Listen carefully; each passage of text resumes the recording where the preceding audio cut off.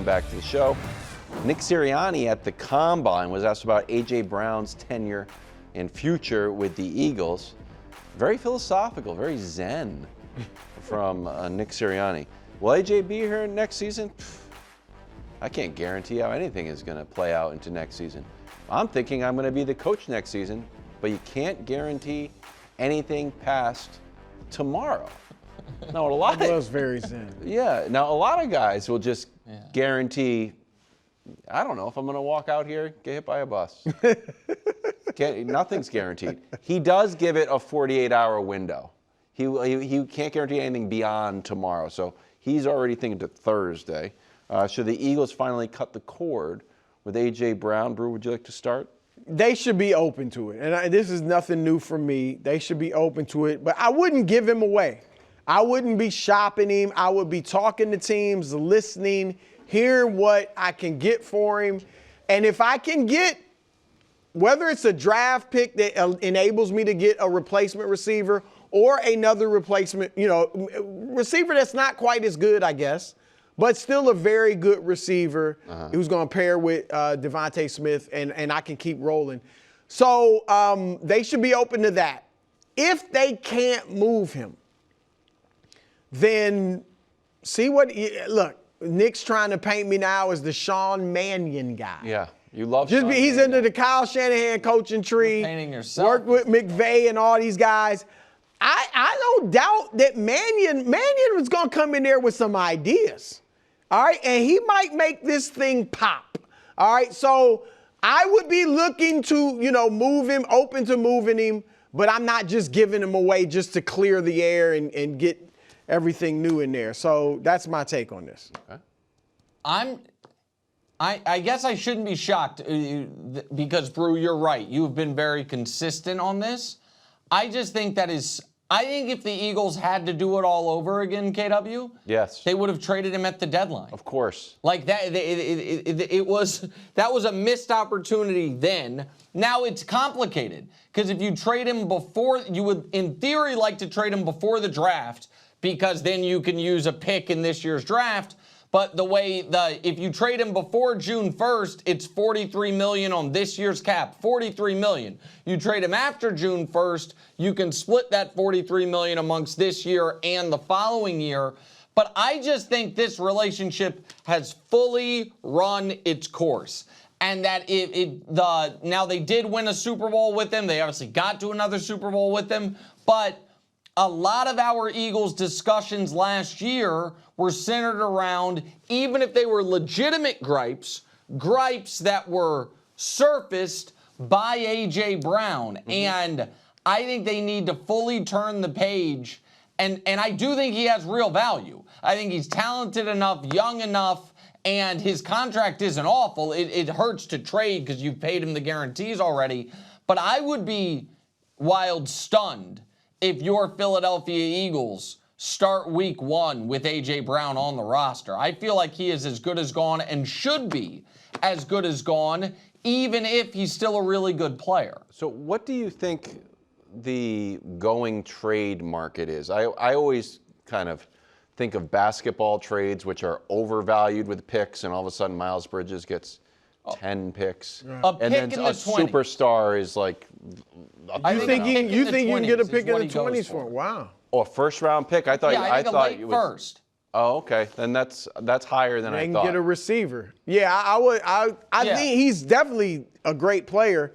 I feel like that's a little high, but if they can get that, sure. He had the 16th most targets, which you think is pretty bad. Not great. Well, he got targets. Jamar played one more game. He had 64 more targets. So, look, he's middle of the road targets for start. Like if you're a number one guy, I think he wants the ball. He did have over 1,000 yards, but I would, if I was the Eagles therapist, like in this, like a marriage therapist for this team and A.J. Brown, I'd be like, hey, is this relationship strong? Like, do you guys really? The ceiling is like it's okay. It's not broken. It's salvageable. But no one is like, it's not, Puka in the Rams or Jamar in the Bengals or CD in Dallas. It's not a strong relationship where everyone is happy. I also think for A.J. Brown, you know, he doesn't have much left in his prime. And even if you believe Jalen Hurts is an elite quarterback, I don't think anyone would call him an elite passer. And I think A.J. Brown is like, man, I've never played with an elite passer. I went from Tannehill to Jalen Hurts, and that is, again, Jalen Hurts won a Super Bowl and played great in it. He's very good at his job. But I think A.J. Brown wants to see what he would look like if he was with a guy whose biggest strength was purely throwing, which he's never been in his career. I think that's fair. Yeah, look, I understand he wants to put up numbers now. He's got his Super Bowl ring, and now he wants to make that Hall of Fame case statistically, and I understand that. I do. Cleveland has a new coach. Are they also getting a new quarterback? Shedeur and Deshaun Watson both on the roster. Mary Kay Cabot writing for Cleveland.com that the squad has Malik, Willis, and Bama's Ty Simpson on their radar, Brew. How should Shedeur feel about this? Look, Shedeur has not, as much as I like him, and I'm the Shedeur guy on this show, he has not earned the right at this point to feel any way other than I got to compete. Like, I have to compete. Right. I have to go out there and win this job. Whether they bring in Malik Willis, they draft Ty Simpson or whoever, or it's me and Dylan Gabriel and maybe Deshaun Watson, I have got to compete. Now, I think he will get a fair shot this year. Outside looking in, I don't think Stefanski was high on him. He obviously let him play at the end of the year. But I think Monken will give him a much more fair shot than Stefanski did. I think if, you know, he'll watch Shedeur, and if he outplays guys in training camp, he'll get the job, and they'll craft the offense around his strengths. So I think that's the best he can hope for. He didn't get drafted first like Cam Ward. All right, he didn't light it up. He had the great game against Cam Ward in Tennessee, but overall in those 7 games or whatever it was, he didn't light it up. His numbers are pretty dreadful, but he showed you enough flashes that with a coach that believes in him, with an offense that gives him a shot, I think he definitely deserves a chance to start and earn that job in training camp. So I think that's the most he can hope for. I do want to say something about Deshaun Watson, but if you want to go first, Nick, on Shedeur. No, go, bro. Go ahead. I just think that's interesting. Like, Deshaun Watson is, I think, 30 years old. We all know how great he was with the Texans. We all know what he went through off the field, and none of us obviously condone that. But, hey, the league has, you know, I'm not judging the guy's character. I wonder, can he still play? Like, he wasn't good for the Browns in those games that he played. But why, if I'm paying him already, though, Nick, I'm just wondering, do I give him a legitimate shot? And he popped his Achilles. Like, he wasn't good, all the off-the-field stuff, but and he popped his Achilles. The article we're citing has said he looked great in the time, you know, last year when he kind of came back in practice. So I'm just saying, I would maybe be open to that if I'm the Browns, at least seeing what he can do. So I think it is very hard to handicap what the Browns are going to do at quarterback, because the common denominator in the malfeasance by that organization at that position is the one guy who's always going to be there and the owner. And so I think that the owner wanted them to trade for him, wanted them to give him that contract, and so he might say, hey, ties go to Watson. I believe Deshaun Watson's career as an NFL starting quarterback is over, so he's not even working into my math on this. To answer this direct question, I agree with the first part you said exactly, Brew, which is Shedeur should, if he feels anything other than motivated by anything that happened this offseason, it's the wrong emotion. Like, he has not earned incumbency against anyone they could bring in. He's maybe earned incumbency versus Dylan Gabriel, and that's close, but I would give it to Shedeur. But they are probably bringing someone in. But these are two very different options, KW, as far as what it means for Shedeur. There are two things the Browns can do, in my opinion, that give Shedeur almost close to zero chance of being the week 1 starter. One is, if they draft a quarterback in the first round, that guy is the guy they want to be the starter. Ty Simpson is not that, I don't believe. The other is, giving Malik Willis a bunch of money. If they draft a quarterback in round 1 or sign Malik Willis, that guy is their quarterback. Anybody that is drafted after round 1, which is what I think Ty Simpson would be, that's an open competition with Shedeur that Shedeur has the experience edge in.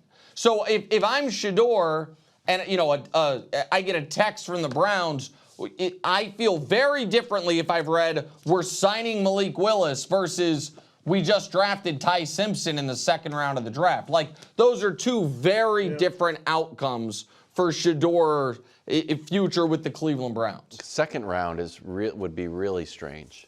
You don't have the power of being a 1st rounder, but your 2nd. All right, so did you blow a pick on a backup quarterback? I still think if he's a 2nd round pick, Ty Simpson or whoever, it would be a competition. No, that's a competition. Yeah, I think it'd be a competition. But it would be a weird pick. The NFL history of 2nd round picks being great quarterbacks, recent history, it's just Jalen Hurts. We'll see if Tyler Shutt can be, but it's not a good round for quarterbacks.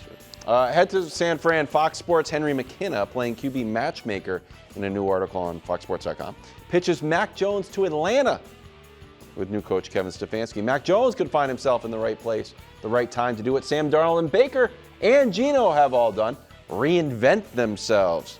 Does anyone like Mac Jones in Atlanta? Well, look, Atlanta just been so mediocre regardless of the talent recently. But Bijan Robinson in your backfield, Drake London, Kyle Pitts as a tight end. I mean, you got talent there. Stefanski, who I do think is a good coach. I don't think he handles Shedeur well, but I think he's a very good coach.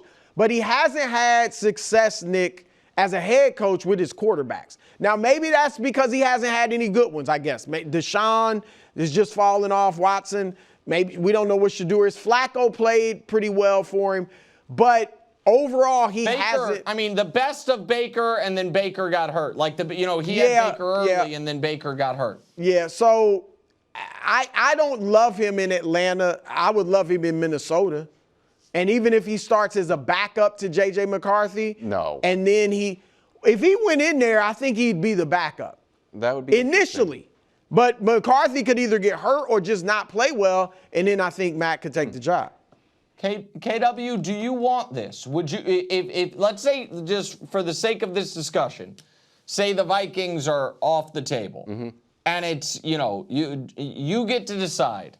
He stays in San Francisco next year and is Brock Purdy's backup, or he goes to Atlanta to be the starter. Just flat, they're like, no, we're trading for you. We like you more than Penix. What, as the America's not just biggest, only Mac Jones supporter. Not the only Mac Jones supporter. I am not the only Mac Jones supporter. What would you prefer? I would prefer if he took another year of tutelage under Kyle Shanahan. Have a 2-year process of getting smarter, getting more confident. I don't know if Brock is a guarantee to play all 17 games in the playoffs, so you might get a few chances there. And as for Atlanta, everybody wants to find the next Sam Darnold. Henry writes about Baker and Geno. Why can't Michael Penix be that? Why can't Michael Penix, who has now a new OC, has a new head coach, has the weapons, is there? Everyone thinks they need to shop around. He's brittle. That's the big challenge. If that's what it is, then I don't know if that's solvable. But you've seen flashes from Penix. I saw on Monday night he outplayed Josh Allen. The guy can play. He can throw the ball. Can he stay on the field? I don't know. But if you're looking for a reclamation project, you have one in the building. I do. Here, Nick, quickly, I like Wilds. I like your idea about Mac learns again at the feet of Purdy. All right. No, it's not. No, at the feet of Kyle Shanahan. Okay, whatever. But he backs up Purdy this year.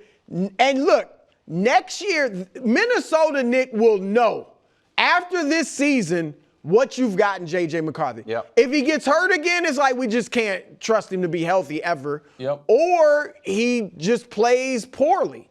And then they'll be looking for a quarterback. If he plays well, he's your guy. If not, that would be a perfect spot for Mac Jones. Can I have one more question to you, Nick? It came out officially today. I think the writing was on the wall, but the Falcons are going to officially release Kirk Cousins. Do you see any soft landing for Kirk Cousins anywhere?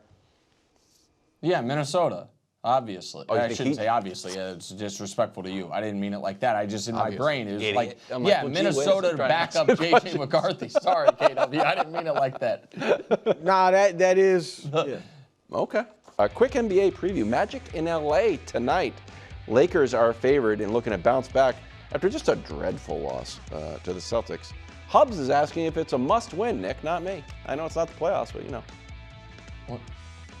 Well, I mean, first of all, you literally only ask questions that you demand to ask. So if we're asking it, it's because you either suggested it or okayed it. So don't foist this onto Hubs. You're not a wedding. That's first of all. Second of all, the answer to this question, yes, wow. It is. Must win for the Lakers. It's a must win. And this is, by the way, the type of game they've won all year. They have a bad, typically blowout loss against an A-lister or near A-lister, and then they play not a bottom feeder, not a dregs of the league, but a decent team, and they beat them. And so I expect the Lakers at home to handle the Magic tonight, and none of us to feel any better or worse about them afterwards. I don't think it's a must-win like Nick does, but I do agree they will win because, yeah, this is the type of team they beat. What I think is a must, though, is that their trio, their big three of Luka, LeBron, and Austin Reeves, begin playing better together, developing some better chemistry.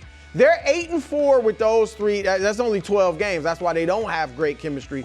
But they're 8-4 when those three play. The losses are to the top four teams they've played: Boston, San Antonio, Houston, Phoenix, with those guys on the court. So, like you said, Nick, they haven't beaten good teams.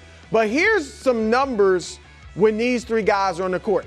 With those three players, who are all very good players at this point, they're minus 37. All right, they're being outscored, you see, by 10 points, the defensive rating versus the offensive rating, and opponents have a field day shooting 51% from the floor. Now, look at the numbers of the team overall compared to this. They are better without those three on the court than they are with those three together on the court. It could be just two of them, Luka and LeBron, LeBron and Reeves, whatever. But when they don't have all three on the court together, they are actually better statistically. I'm not saying these three shouldn't be playing together, but they have got to be on the court enough, Nick, to develop some chemistry. I said yesterday, I believe it was, their problem's defense. These three aren't great defenders at this point. And also, it's a my turn, your turn offense because all three of them are best with the ball in their hands. So they got to start working this out if they have hopes of making any sort of run in the playoffs. So that's what I want to see. KW, the jarring part of Brew's graphic is the fact that the offense gets markedly worse. Like, we would expect them to suffer defensively when those three guys are on the court. But the fact that when they're all three, the path for the Lakers is when those three guys are on the court, we are a top three offense in the league and we'll just deal with the bad defense. Instead, it's the opposite. So that part is the most concerning. You can't fix for this point in the season that if you have Luka, LeBron, AR on the court at the same time, your defense is going to be struggling. You should be able to fix, to Brew's point, that the offense should hum when those three guys are out there. Doesn't work. Knicks in Cleveland tonight. Just doesn't work, period. Battle of the third and fourth best teams in the East. Knicks are 37-21. Cavs are 36-22. Both teams have won 12 of their last 15.